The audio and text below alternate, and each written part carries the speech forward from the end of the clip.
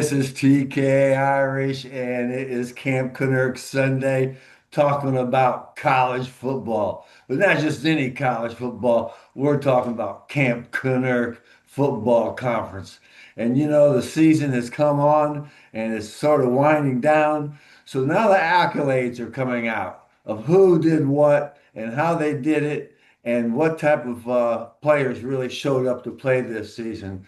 And first of all, I want to give credit out to the All-American players, the cream of the crop, the number ones and number ones.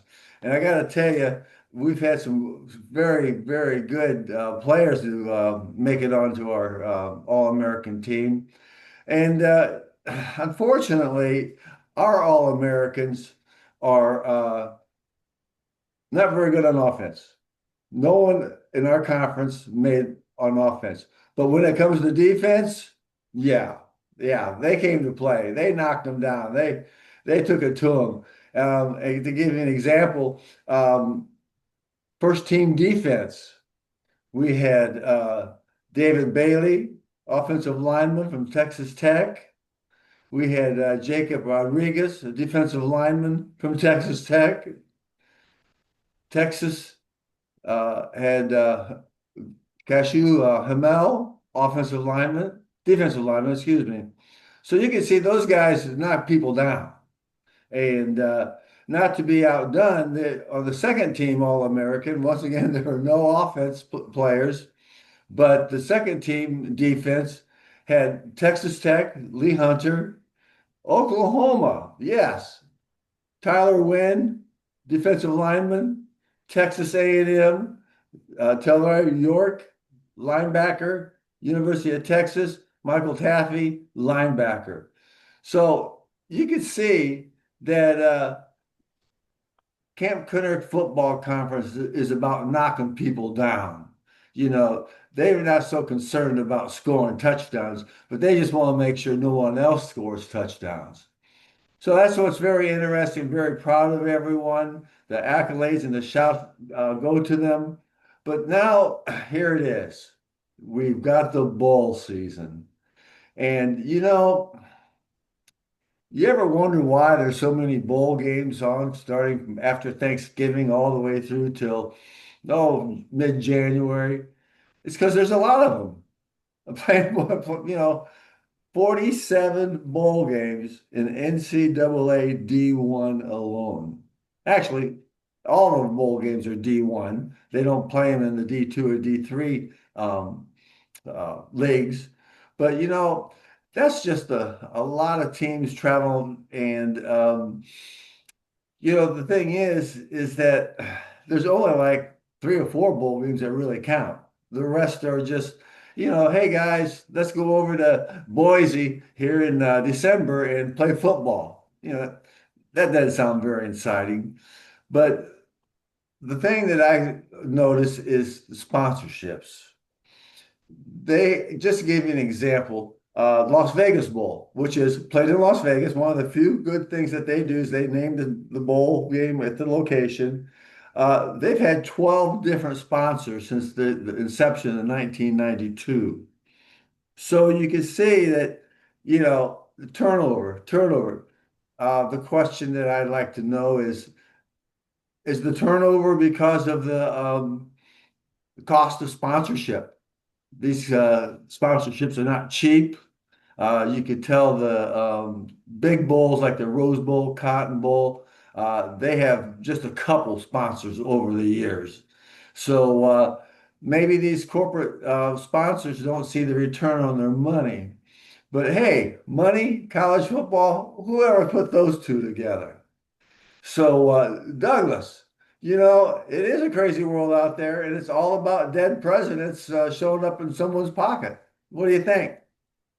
TK, it is so good to see you on this Sunday morning on December 14th. And yes, the college football season is over, and now we have started bowl season and some really good facts on your part. And what you're stating there is the All-Americans who are mainly from the Camp Kennerk College Football Conference, which is the our old Southwest Conference, which is in our hearts, and then broken up because of greed, money, and TV. But those all Americans who are a majority of them are defensive players goes back to the old phrase in college football, Southwest Conference style of knock the snot out of him.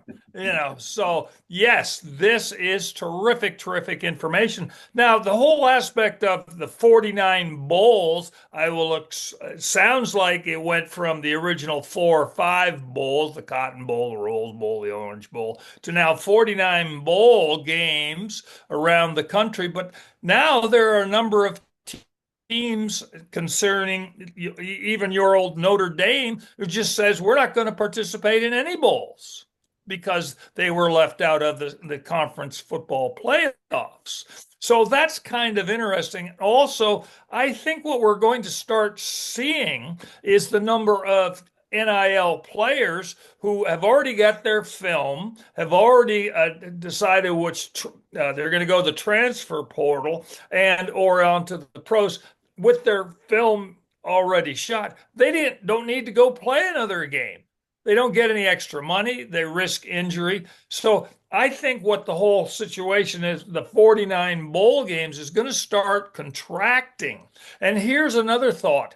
When a school will say SMU in Dallas takes off to go play a bowl game, well, you're talking 53 players plus girlfriends, coaches, equipment. So we're talking 2 planes, 2 big jet planes, plus trucks of equipment that have to go to.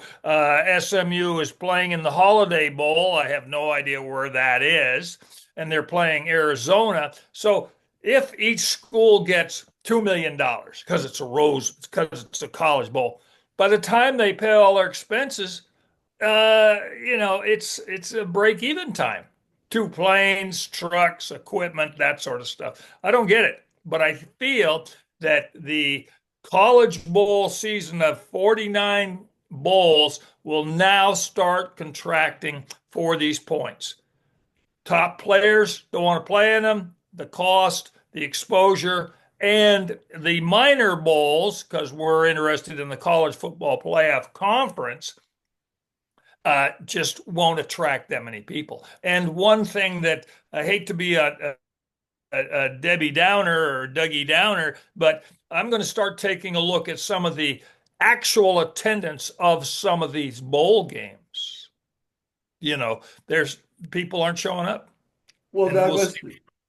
Douglas, that's a great point because I've gone to several bowl games that they have here in Dallas over the years, and the crowds are sparse. And I know they give tickets away to any organization for the kids to come, but Sure, it's all which is about good the PR. That's good PR. Give tickets to the kid. No one else is showing up. Here's some free tickets. Go there. Fill the seats.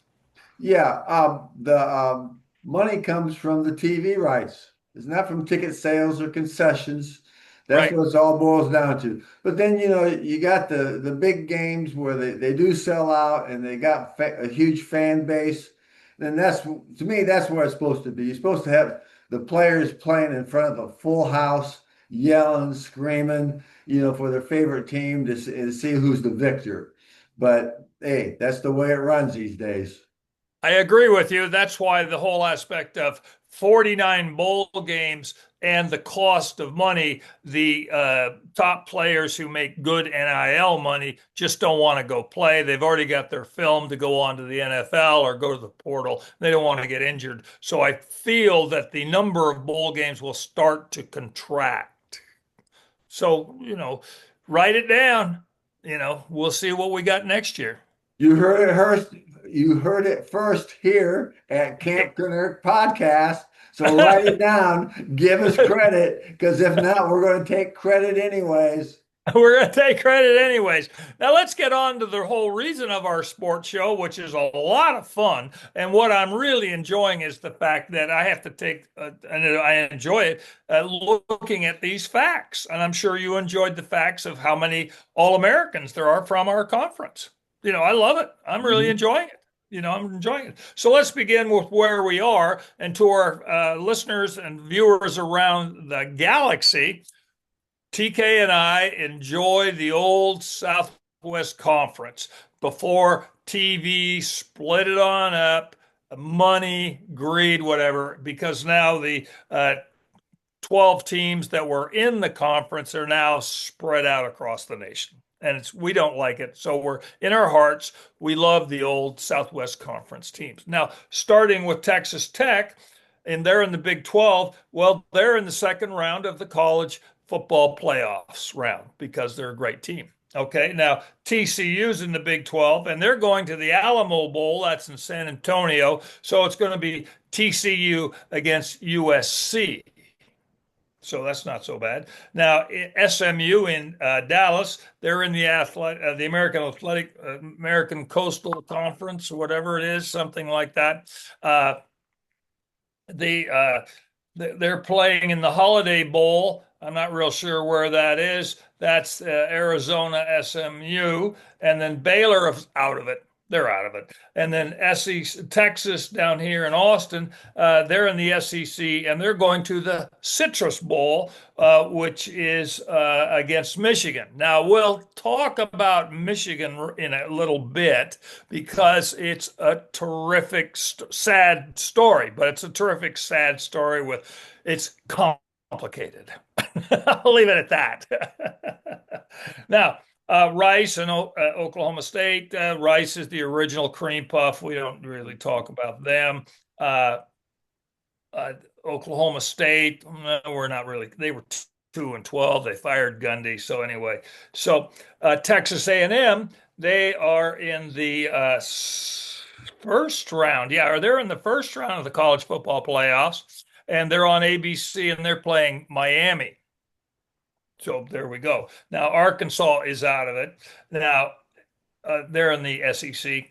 Oklahoma is in the SEC, and they are playing Alabama next Friday. It's going to be on ABC. Okay, so and that's in the they're in the college football playoffs, so they're doing good. And then Notre Dame, your team, all right, from your heart, they are out of it, and they chose not to play at any bowl games, which is very, very interesting. They chose not to play.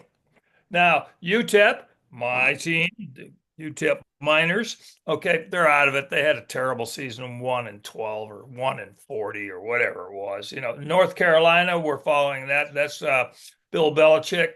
They ended up being 4-8.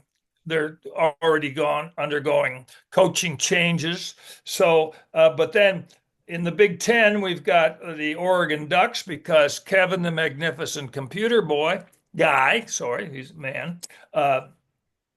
They are playing James Madison, and that's on TNT, and that is part of the college football playoffs program. And then let's get to the big elephant in the room, Indiana, your team. Yes, Douglas, I am getting all types of messages from everyone to say, talk more about the Hoosiers. We want to hear about the Hoosiers. So here it is, guys.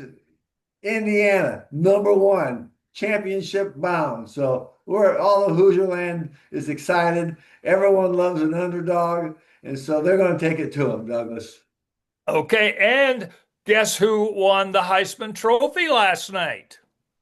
A Hoosier. Well, yes, Fernando Mendoza.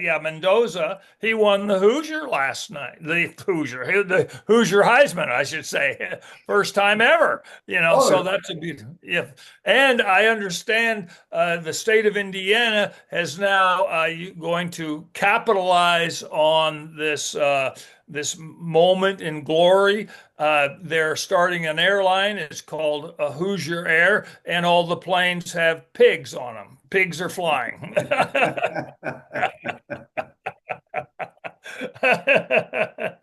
Plus, you see, the thing is, I understand hell froze over. Yes, it did. Yes. And, it does get cold up there, but it's never been this cold. I love it. And Indiana's in the second round of the college football playoff conference. So that's the sort of stuff that's happening. Now, let's get back to the elephant in the room, which is the Texas Michigan uh, battle in the Citrus Bowl. That's on the 31st. Uh, it's not even in the college football playoff round. It's just a Citrus Bowl. It's in Orlando, and they're playing Michigan. Now, Michigan has a complicated story. Jim Harbaugh was let go from Michigan because of uh, cheating scandal, something, something, something. I don't know what it was, but he was bought off, run off, and bought out. And they brought in a guy named Sharon. Now he never coached. He'd never. I think he was the offensive coordinator for Michigan. Oh, okay. And And then then when this, Harbaugh left 3 years ago, he came in as an interim first and then the head coach. then the head coach. Okay. So now then he was married and had a baby, I believe. Has several children, yes.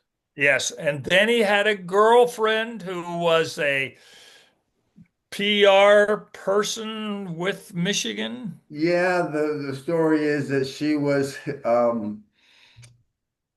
he had her as an administrative assistant Oh, that great. reported to him. But here's the kicker, Douglas.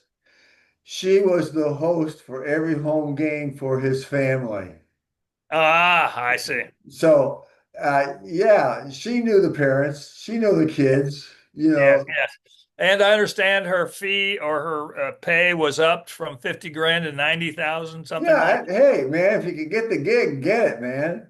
that. And she's young. And then uh, rumors leaked out. The athletic director had to make a decision. So he let Sharon go. And then Sharon went over to his wife's house, drove her over to the girlfriend's house, barged in, little violence happened, something, something. The police came. It got a little ugly. It's made all the news. Wow, what a complicated story. You can't make this stuff up, I know, but I will tell you this. I know what he had for breakfast this morning. I Tang and toast. know. You've been there. Well, I've heard about it, Douglas. I like to think I'm a well-seasoned individual, but I have to hold the seasoning back sometimes. If I remember correctly, allegedly in the Dallas lockup on a Monday morning, I had oatmeal. Well, see, that's Allegedly. allegedly, yes. That's because you know, it is what it is. Yeah. But it's a complicated story and it's very sad. And Texas, the Longhorns going to Michigan with this thing as a pall over the whole game. I'm sure the sports announcers are going to talk about it or are going to be told not to talk about it. The players, confusion because we had a coach. Now this sort of thing's going on, and it's the same thing with Mississippi with who was it? Lane Kiffin. Lane Kiffin. They had a terrific season. They're in the college football playoff conference, and then he goes to LSU in the middle of the night. So it's really, really a sad wart on college football for these kids. The NCAA, with the big money, the greed, the NIL, uh, too many bowl games, uh, older players playing.